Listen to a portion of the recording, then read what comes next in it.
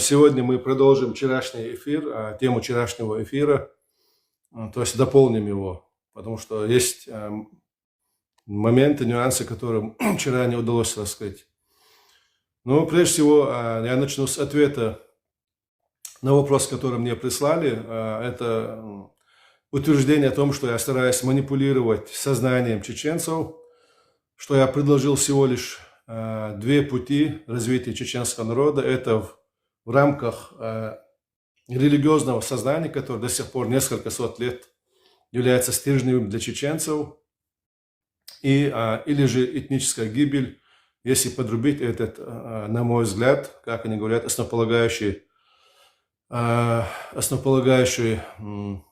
принцип чеченской ментальности или чеченского самосознания. Они говорят, что есть третий путь, это путь развития светского государства, где религия отделена от государства. Вот здесь ключевой момент государства. До сих пор чеченцы не имели возможности создать нацию, полноценную нацию, в том смысле, что это государство, это народ, представленный государством, государственной системой. И в этом смысле отделить само выражение, отделить религию от государства для чеченцев является каким-то нонсенсом. Есть другой пример у чеченцев. Будьте сейчас внимательны, это действует и по сей день. Чеченцы, не имея своего государства, то есть будучи оккупированной страной еще с середины 19 века, всегда прибегали при своих личных каких-то разногласиях или возникших спорах, которые дошли до крови, до кровной мести, всегда прибегали к шариату.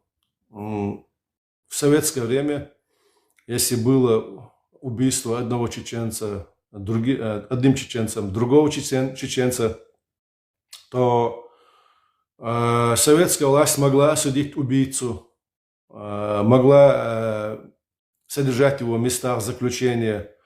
В советское время сроки за убийство были очень высокие.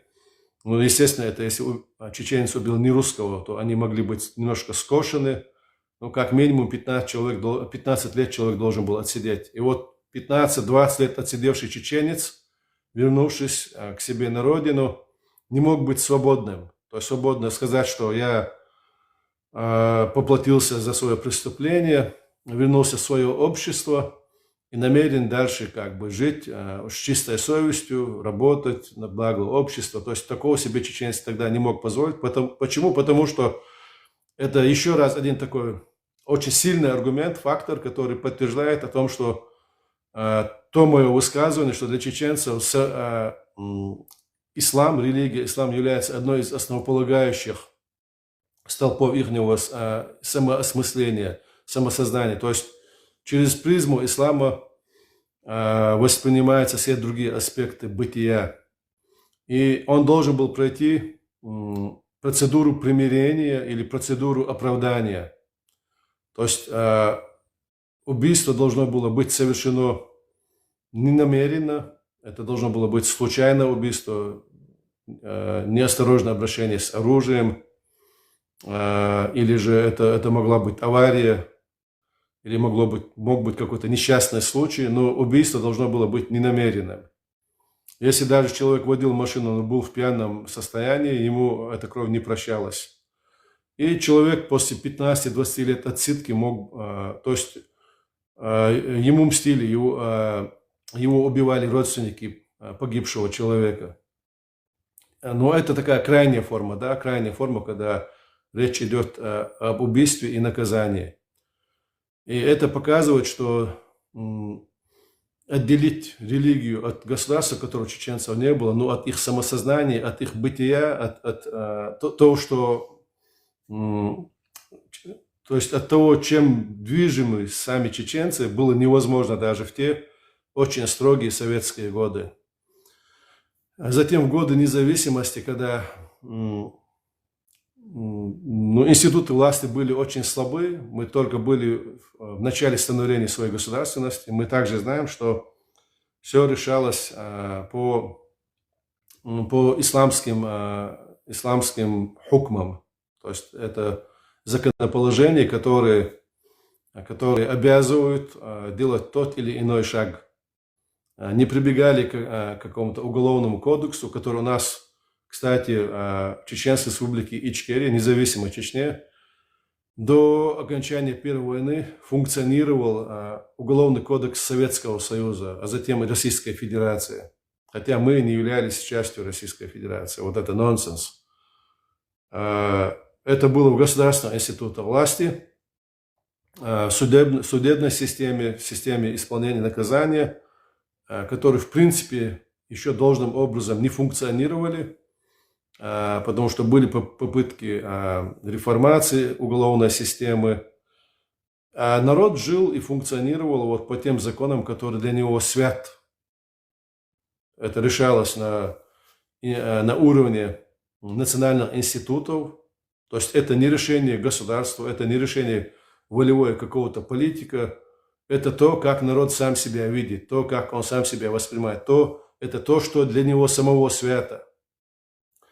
И после оккупации, повторной оккупации, когда сегодня очень жесткий режим в Чечне, мы знаем также, что любые какие-то разногласия, опять они ведут куда? Эти люди идут к священнослужителям, людям, которые знают шариат, и решают все на основе шариата. Затем здесь, в Европе, в 90% случаев каких-то взаимных тяжб, там, я не знаю, финансовых, коммерческих, бытовых, опять-таки семейных, опять-таки люди идут к людям знания религии, то есть хукм в шариате, и сверяют все с этим.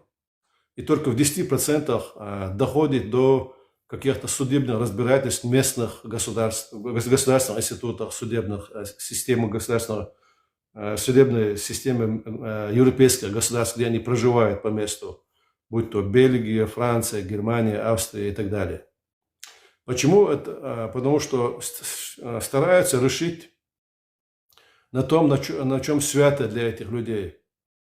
Если не удается, только не хотят переходить в другую судебную систему. И только когда этого не удается, они идут уже в местные судебные органы. Или же когда их ситуация заставляет, то есть у них тяжба не с чеченцем, чеченца с чеченцем, а с представителем другой национальности или же местным французом, немцем, то они вынуждены идти эти судебные инстанции. А иначе все это решается вот таким образом. Это говорит о том, что для чеченцев вот это является то, что для них свято, то, чему они готовы добровольно покориться и исследовать установлением вот этого законодательства. В этой ситуации говорит, что там отделить от государства религию, там религия – это твое личное дело, это все равно, что говорить, давайте мы будем за все хорошее против всего плохого. Это просто речь ни о чем. Должно быть практическое приложение тому, о чем мы говорим. У нас нет еще государства, наше государство оккупировано, его нужно деоккупировать. Будем восстанавливать институты государственной власти, и какова там будет судебная система. Надо посмотреть в историю новейшую и более отдаленную, и тогда будет видно, к чему устремляется мнение людей. Я говорил, что наше движение «Единая сила», оно центристское. Мы как против исламского радикализма, то есть крайних воззрений в религии, которые приводят к ужасным вещам. Мы также против оголтелого секуляризма, когда отрицается то, что свято для чеченского народа, это его вероубеждение, это его вера и это его традиции. В этой ситуации говорить о том, что возможен третий путь развития светский, это просто речь ни о чем, как я уже сказал, потому что нет для этого никаких предпосылок. Светские государства образовались в Европе, прежде всего во Франции. Во Франции в период роялизма, то есть в период королевской власти существовали три категории, три класса людей. Это аристократия, то есть сеньоры, это духовенство. И эти два класса не платили налоги во французскую казну. У них была такая привилегия, потому что их плата, их налоги считались налог кровью для аристократов, так как они издревле повело, что это сеньоры, которые воевали, защищали страну, народ. И они всегда выставляли своих детей в армию, они были офицерами. И духовенство, духовенство платило тем, что они управляли, держали общество как бы, в нравственных рамках, да, как было предписано религией для них. На самом деле, за счет земель аристократии и за счет подаяний прихожан духовенства сами были очень состоятельными сословиями. При этом было третье сословие, которое платило налоги в казну. Это торговцы, ремесленники, и все остальное. И почему состоялась вот эта революция? Потому что третий класс сословия не имело широких гражданских прав, как первые два сословия. И было отягощено вот этими непосильными налогами. Второе и третье – это развращенность элит, то есть первых двух классов, как королевской власти, как аристократии, так и духовенства. Есть ли что-нибудь подобное в чеченском обществе, когда есть вот такой разрез в обществе, резкий разрез общества, когда есть антагонизм классов разных, отрицание там каких-то идей, развращенность духовенства. Есть ли такое или было ли такое вообще в чеченском обществе? Мы можем твердо сказать, что такого нет, не было в прошлом и не предвидится в ближайшем будущем.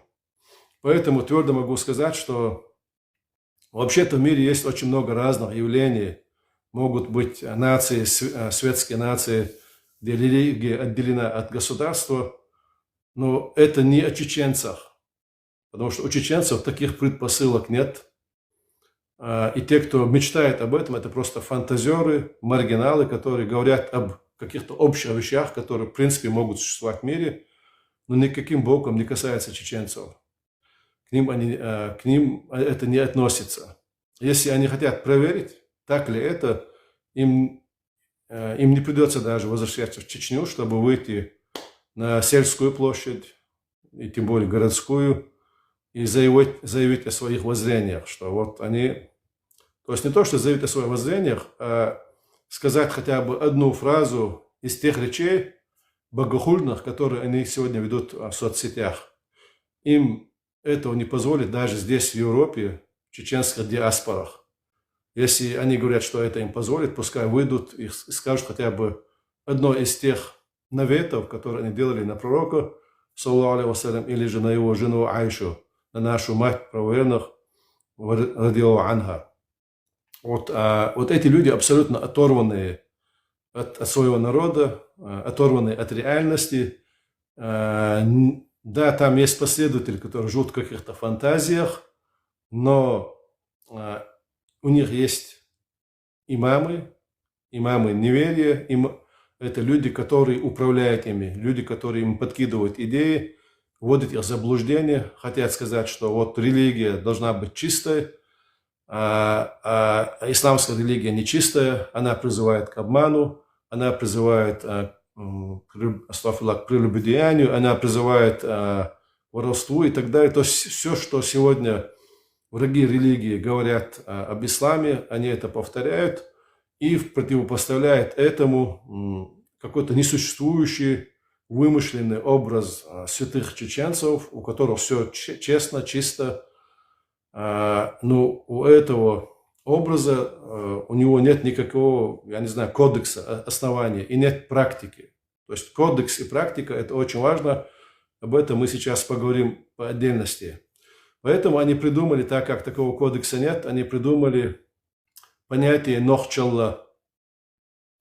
Вот было ли в прошлом такое понятие «нохчалла»? Само слово существовало, которое вбирало в себя понятие, ну, всего того, что ценно для чеченцев. То есть, если человек следует каким-то моральным правилам, то есть, или этикету, рылок, у нас это рылок называется, у него есть уэздингала, то есть это уэздингала сегодня по-разному, это уздень, есть в других кавказских языках такое слово, уздень, по-чеченски уэзда, и производное от него уэздингала. То есть это на самом деле качество свободного человека. Чеченское общество всегда было эгалитарным. И уэздингала это свойство свободного человека. Человек, который сам в ответе за свои поступки несет ответственность за них и понимает, что любой его свободный поступок должен будет иметь ответ, если он был в чем-то неправ. Поэтому он очень выверяет свои поступки. Когда в других обществах, в которых была аристократия, говорили, что мы уздени, представители аристократии местных народов, то чеченцы говорили, мы все уздени. То есть каждый чеченец свободный, это было эгалитарное общество. Вот наше движение «Единая сила» центристское, потому что мы сторонники правового государства. Мы противники всякого рода крайностей, как в религиозном, так и в светском направлении. Чеченцы, нужно понимать, что чеченцы это 100%, потому что вычитать там какие-то 0,5% или 1% нет никакого смысла. Это 100% мусульманский народ суннитского толка. И если кто-то говорит о демократии, то какая демократия будет, если вот эти 0,5% будут навязывать 99,9% людям свое мнение, которое им противно. Вот. О какой демократии может идти речь? Правовым государством может основываться на каком-нибудь из прав. Если в Британии и англоцентричном, так скажем, странах есть прецедентное право, если в Европе есть римское право, то в мусульманских странах существует шариатское право. Государство может быть правовым, основываясь на какой-нибудь любой из существующих в мире правовых основ. В Китае это может быть другое право. Я не знаю просто, я не специалист в этом деле. Важно, чтобы не было автократии, не было диктатуры, чтобы народ решал, чтобы было выведено уголовный кодекс и другие кодексы законодательства и существующей какой-то правовой основы. Но важно, чтобы государство функционировало, где каждый перед законом равен, ответственен. Вот к чему стремится чеченский народ.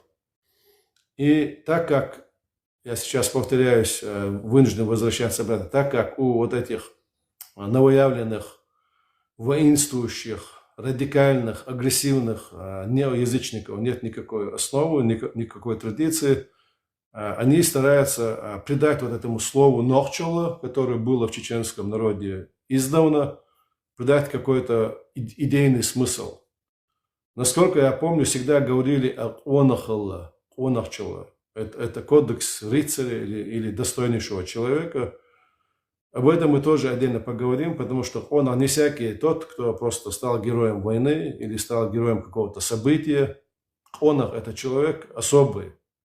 А про удальца у нас говорят «канту». Сегодня кант у нас ассоциируется со словом «мальчик» или «сын», или «юноша», но на самом деле кант – это такой молодец, да?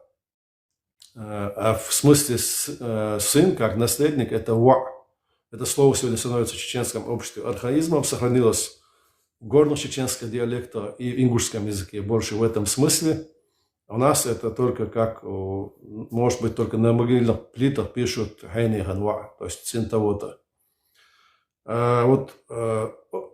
То, что сегодня называют онахами, в большинстве своих случаев это просто кант, макант того, говорили, какой же ты молодец, да, вот если он совершил какой-то там удалой поступок. Но онах это нечто иное, это очень возвышенное понятие, и это эталон, к которому стремились все чеченские мужчины и женщины в том числе. Онах саги олшаловая, то есть если женщина, она тоже могла быть онах.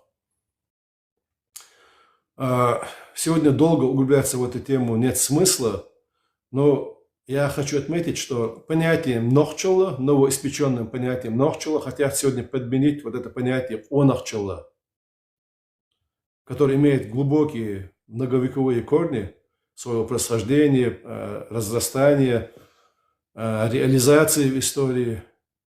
Слово, вот это понятие, которое хотят подменить онахчола словом нохчола, не имеет вот такой подоплеки, ни исторической, ни в развитии, ни понятийного не имеет. Это просто такое слово, которое может вбирать в себя и все вот эти перечисленные ях, вездингл, онахчол, но у него нет фиксированных каких-то вещей, что вот только в этом человек может проявлять себе нохчола. Нохчола – это любое, даже отрицательное проявление чеченского общества, это и есть нохчола.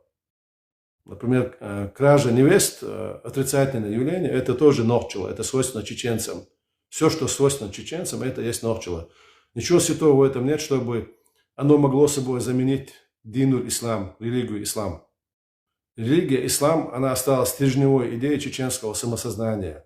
Я еще раз повторю, что без этой идеи нет вообще самого чеченского народа. Когда вчера я отвечал, что неужели до ислама не было чеченцев? Были. До ислама были чеченцы, но они были в разных формациях и в разной категории и в составе разных государств. Аланского, хазарского, там, не государства, отдельными свободными общинами, но это был другой тип социума, это был другой тип мировоззрения, это были другие люди. Еще говорят, что это чушь, что ислам – это основополагающая стержень чеченского самосознания, от религии не зависит ни наша генетика, ни наш язык. Как раз таки чушь то, что говорят, что язык и генетика могут являться основой для нации. Нация создается на основе своего восприятия, идеи и политического строя, и истории, которую совершила эта нация. Вот что определяет нацию, а не кровь и язык. Есть в мире очень много народов с одним языком, но являющихся разными народностями. Почему? Потому что разное самосознание, разное самоощущение, разная идеология. Идея поэтому всегда она важна, важнее языка. Хотя язык, конечно же, является одним из самых ярких признаков народа, нации. Также кровь. В чеченском народе сегодня генетические исследования выявили огромное количество разных генов. Это и G2AB, A1, это и G1, это и L2, это и G2, это Q2. То есть у нас очень много разных генетических кодов, хотя преобладающим является G2. Это говорит о том, что мы не являемся детьми одного предка. У нас есть сообщество близких людей, и также есть инкорпорированных чеченцев, очень много разных представителей других генетических, наследников других генетических линий. Поэтому важно, кем мы себя воспринимаем, а мы те, кто творили чеченскую историю. У нас на памяти история после монгольского периода, когда началась реконкиста, когда с горного района чеченцы начали возвращать свои равнинные земли, выдавливая с них наследников монгольской империи. И в это время был сложен эпос Илли, в котором воспевались герои. Вот в этот период чеченцы себя ассоциируют уже с исламом. Что бы ни было до этого, пришествие ислама в Чечню, его можно как бы разделить на два этапа. Первый – это просто как религия, как идея. Были проповедники, они приходили, и развитие ислама шло очень медленно и сложно. И второй этап – это когда уже народ, который имел такую разношерстную конфессиональную основу, кто-то был мусульманином, кто-то был язычником. В Чечне были также горские евреи, были, может быть, где-то в горных обществах исповедующие какие-то единицы. Это не широкое такое социальное явление, исповедующие христианскую религию. Это вполне возможно, тем более в Ингушетии, потому что известны до сих пор именно христианские храмы в Ингушетии. В Чечне известны только языческие храмы и один христианский одно из христианское копище, которое находилось на горе Мизерикорд и не сохранилось вообще. И принадлежало оно не чеченцам, а грекам. Желти Кильс, его называли Желти, это греки, греческая церковь его называли. Но тем не менее, вот это разношерстное в конфессиональном отношении общество становилось монолитным мусульманским в период политического противостояния чеченцев внешним угрозам и прежде всего Российской империи. Именно тогда появились такие лидеры. Сначала это был Бер-шейх, который противостоял наследникам монголов на равнине. Это был уже политический ислам. А затем начало противостояния российской экспансии, российской агрессии на Кавказ. Это уже был шейх Мансур. И вот с этого времени идея ислама становится стержневой, и он становится одним из несущих центральных столпов чеченского миросознания, чеченского самоощущения. Вся история, сотворенная после, если эти язычники, которые говорят о чеченстве, то каково оно чеченство без этой истории, без истории противостояния российской агрессии, Российской империи?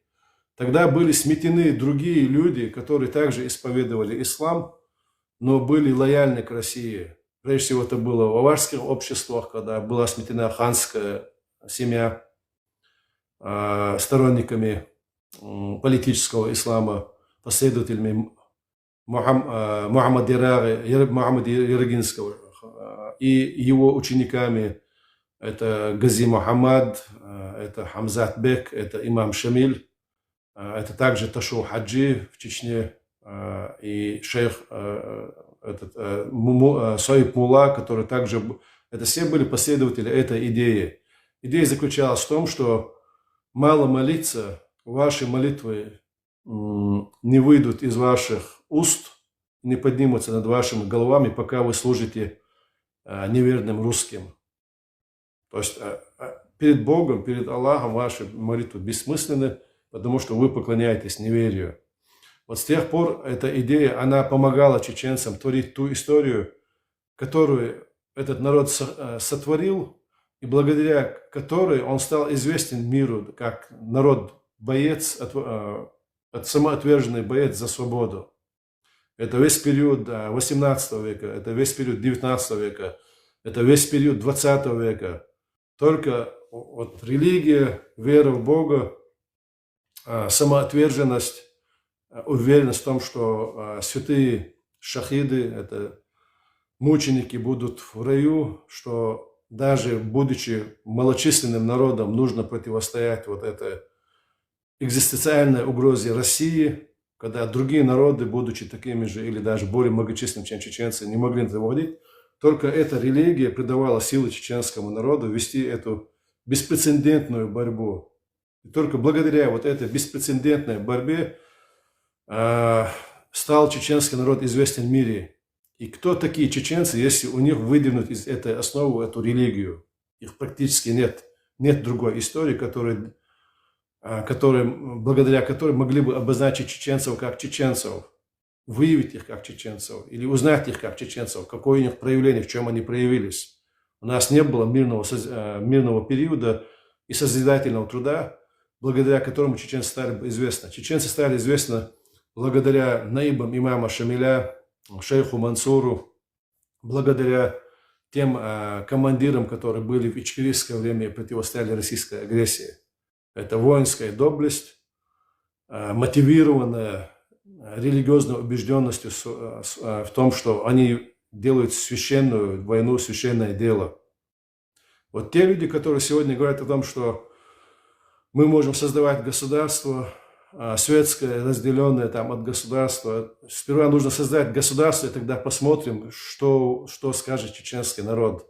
По сей день все, что связано с чеченским народом, это исходило из его вероубеждения, из того, что оно стояло стержнем в основе их миросознания, мировоззрения.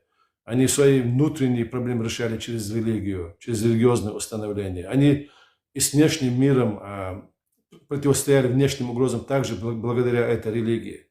это сущность чеченского народа, на которой этот народ зародился, известный нам исторический период. Мы не знаем, что было до. У нас есть только версии, и гипотезы и догадки. Но то, что нам достоверно известно, все это связано с исламской идентичностью чеченского народа.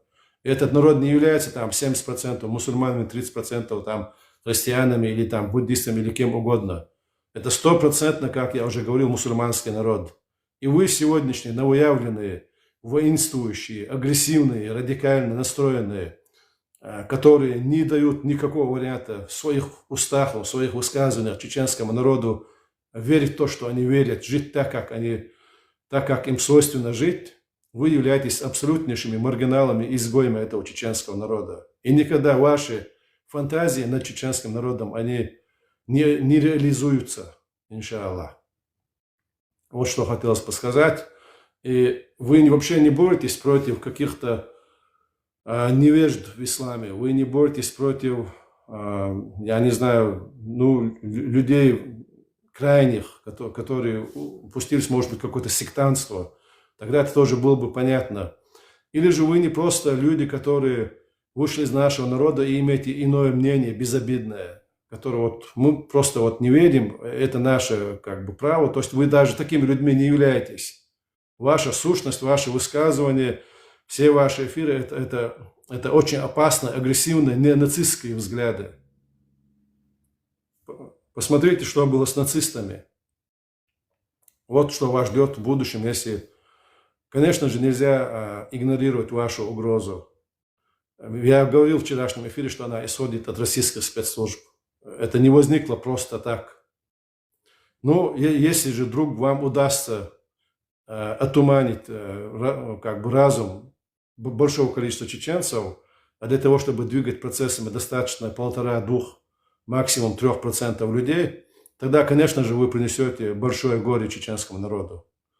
Если у нас в Чечне не было вот каких-то, даже то, что священно для чеченского народа, религия, ислам, даже начавшие от исламских священных для людей постулатов, люди, когда они ушли в крайне радикальные какие-то воззрения, даже им не удалось что-то реализовать в Чечне, так как движущая сила всех социальных процессов – это народ, это масса народа.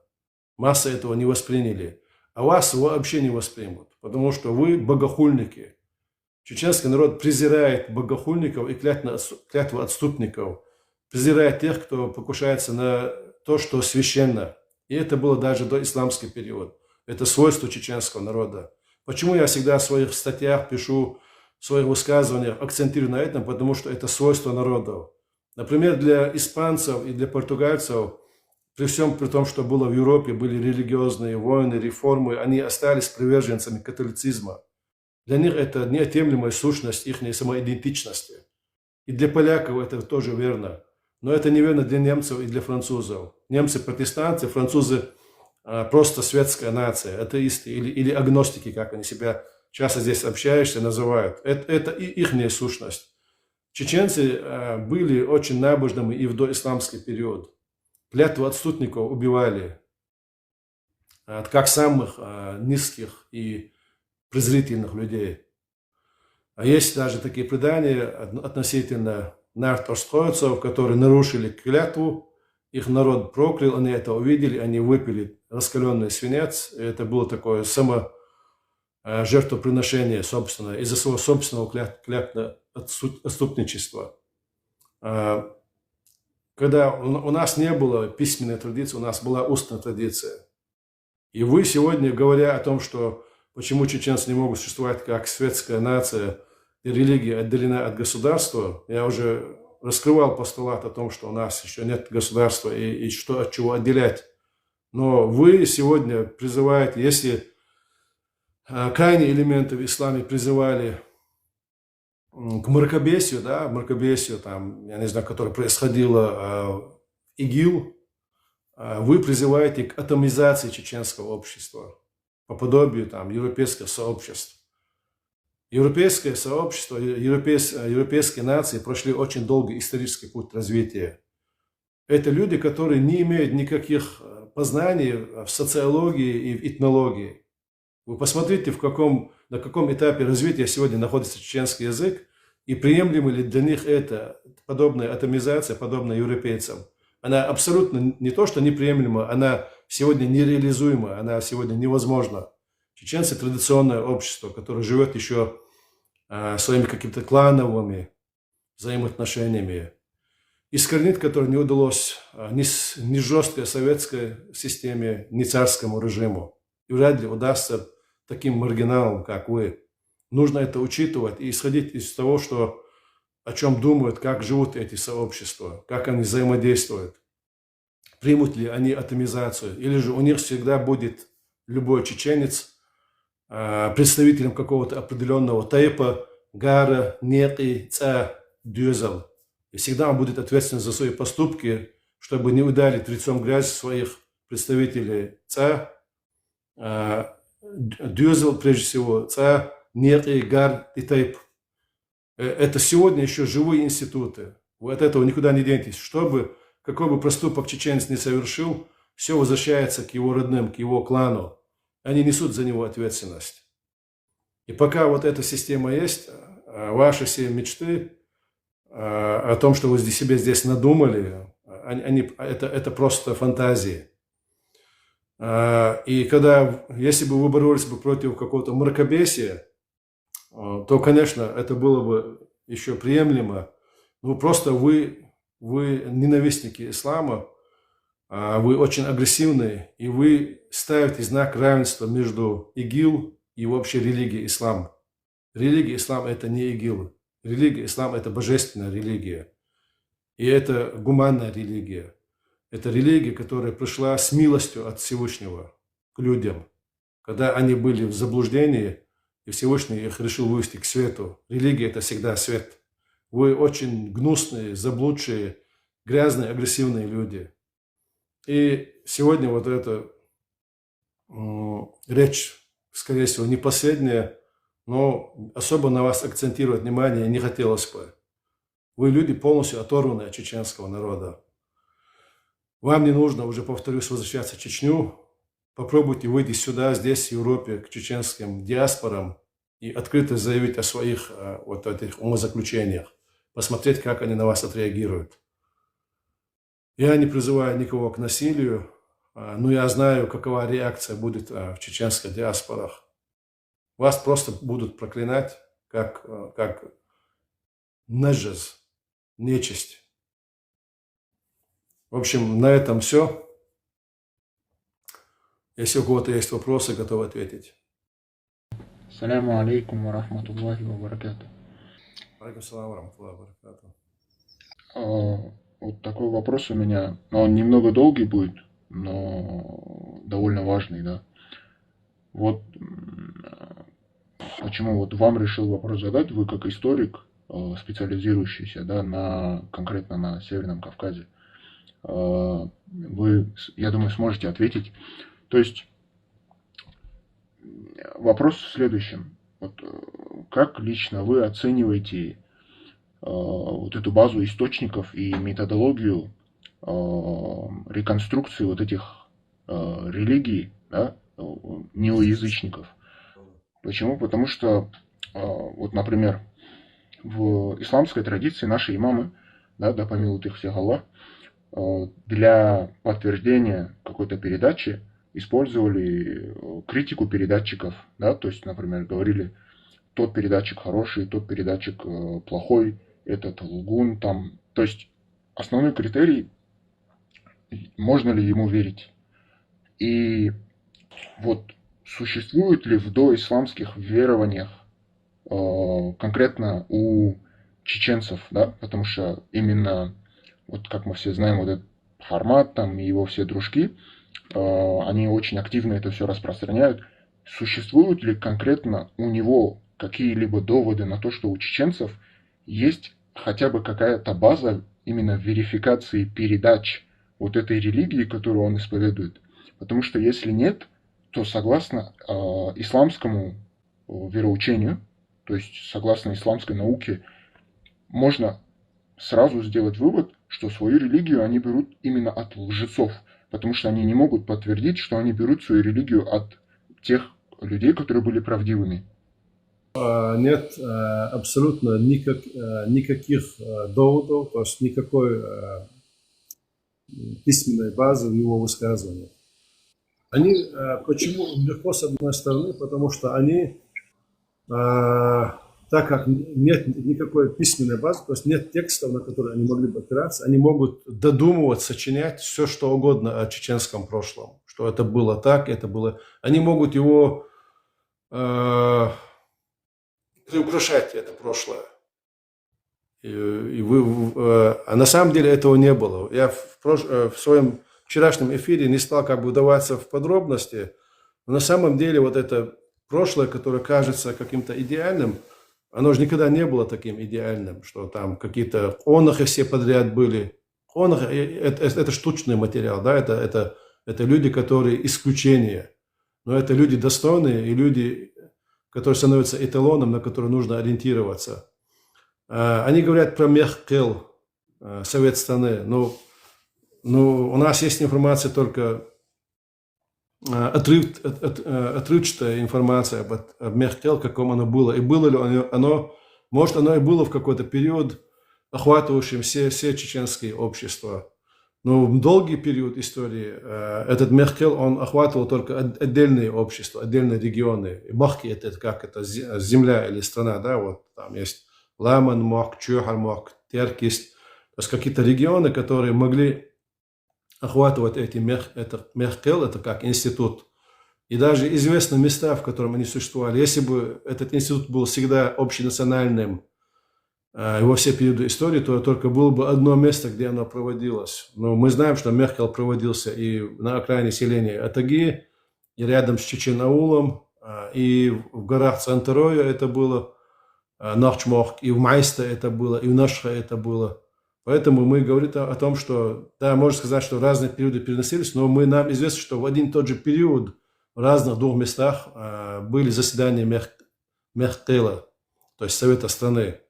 Поэтому вот эти манипуляции о том, что каким был Тейп, каким был Мехкел, каком был кодекс Онаха, это все не имеет писанной, кодифицированной, четкой истории. Еще важна традиция. Если у нас были вирды, да, вот эти суфийские сообщества, мы уже сейчас не обращаемся к тому, насколько вот в акидате они вирны были, нет, но они исполнили очень важную роль в истории чеченского народа, и у них была традиция, которую они практиковали, закладывали вот эти шейхи, и эта практика, эта традиция, она помогала чеченцам выживать в разных сложных исторических перипетиях. Ну, например, такой сегодня все хотят, вот, новоявленные хотят принизить роль тариката и роль вот этих вирдов во время выселения. На самом деле очень важна их роль.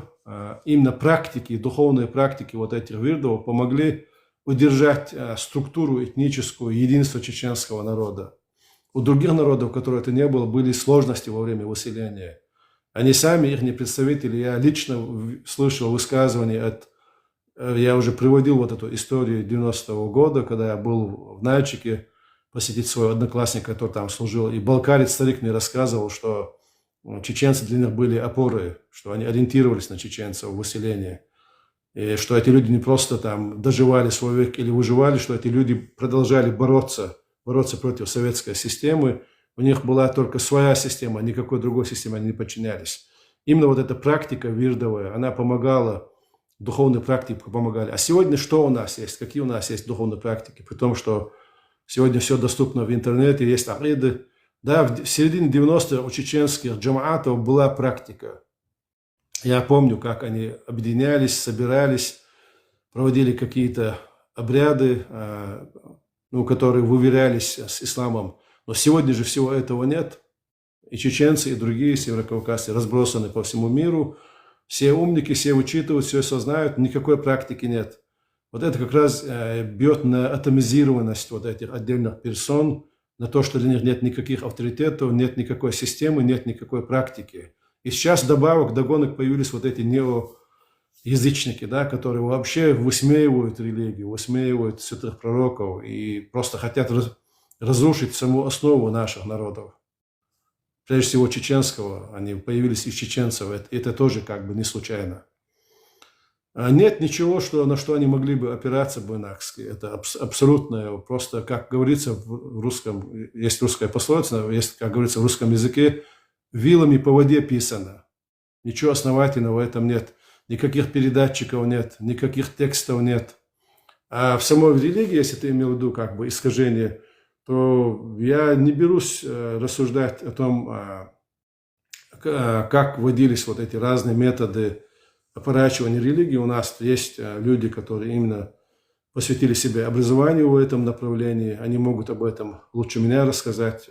Очень много разных методов, когда наводились сомнения на хадисы, священные хадисы, через передатчиков, наводились сомнения на текст. Вообще, знаешь, что удивительно, извини, что ответ долгий, вот эти сегодняшние неоязычники, они же начинали с того, что они были коранитами изначально. Я некоторые из них знаю, как бы, да, но не лично, а знаю, как бы, заочно. Сначала они были коранитами, что вот, мол, хадисы, это как бы придумали люди, это все сказки. Вот мы мусульмане, мы будем опираться только на Коран. Затем они начали уже и издеваться над самими аятами Корана, и уже над тем, кто передатчиком, то есть пророк. Мы же только через него знаем и текст Корана, и хадисы от него идут. И начали уже порочить самого пророка.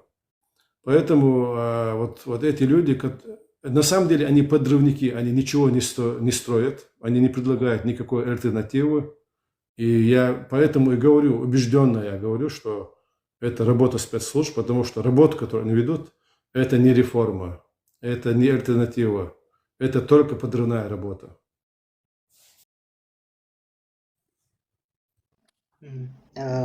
Баракаллаху фик за ответ, да. Вот. Ну, я примерно ожидал, да, такой ответ. Я бы, если не против, хотел, вот здесь 70 человек, я бы хотел небольшое напоминание сделать. Польза будет, иншаллах.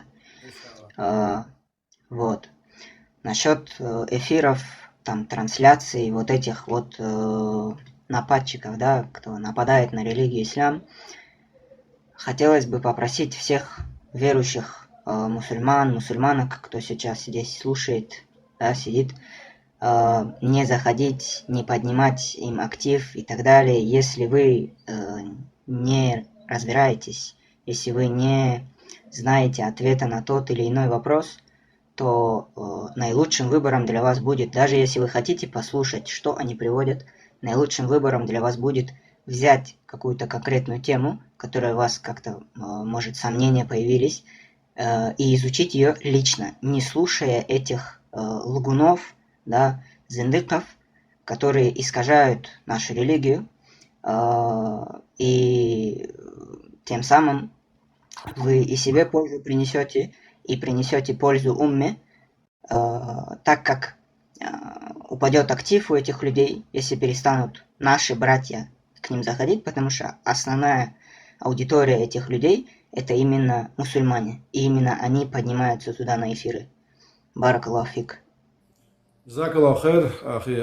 Еще я хотел бы дополнить для наших слушателей, что вообще они используют или эксплуатируют такой миф, такую байку, что вот исконный чеченский народ победил в Первой войне, а вот эти пресловутые, да, и ваххабиты довели до поражения во Второй российско-чеченской войне, и что именно религия является причиной этого поражения. Вот это абсолютная ложь, потому что и в Первой войне победил именно мусульманский чеченский народ. Все, кто выходил на эту войну, они выходили именно тогда, его они называли газват. Газва – это арабское слово, как бы бой, сражение.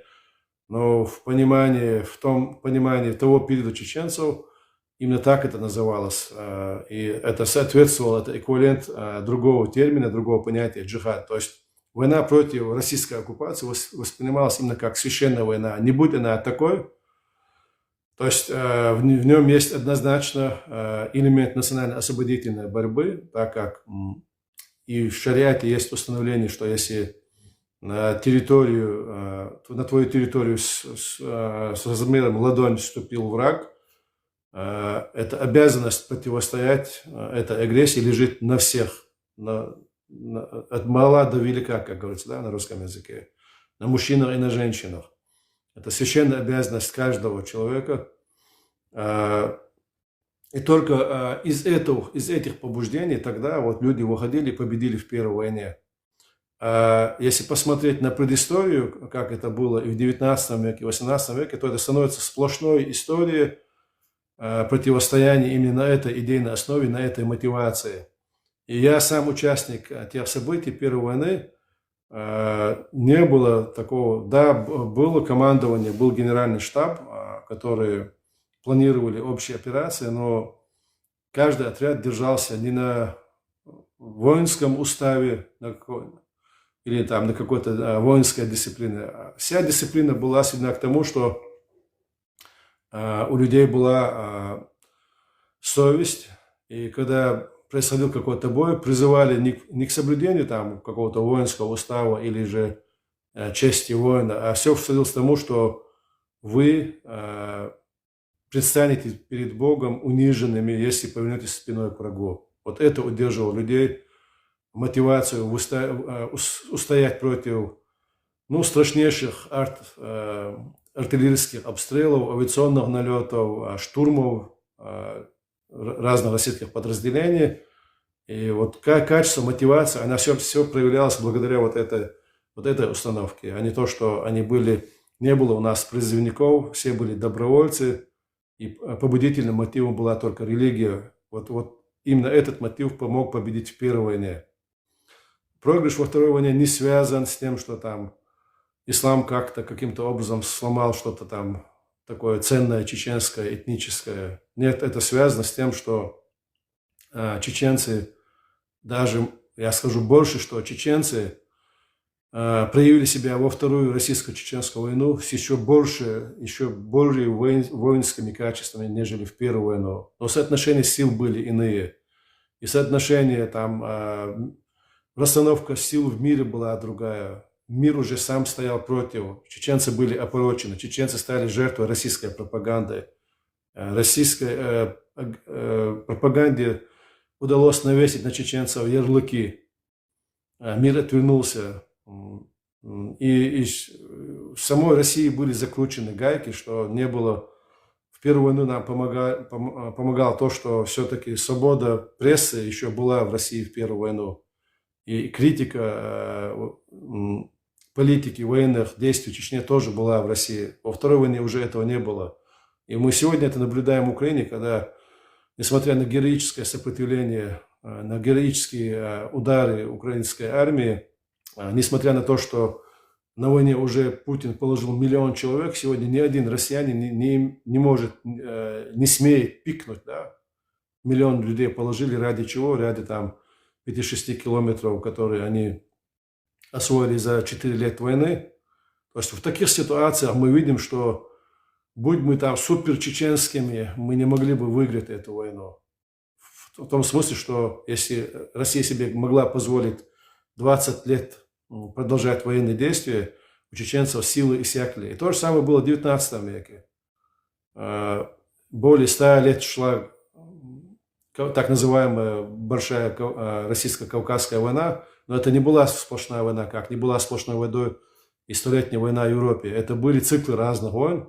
И вот последний цикл, он длился тоже 20 лет в Чечне, в ходе которого у чеченцев просто иссякли силы, и они проиграли эту войну просто за неимением материальных человеческих ресурсов.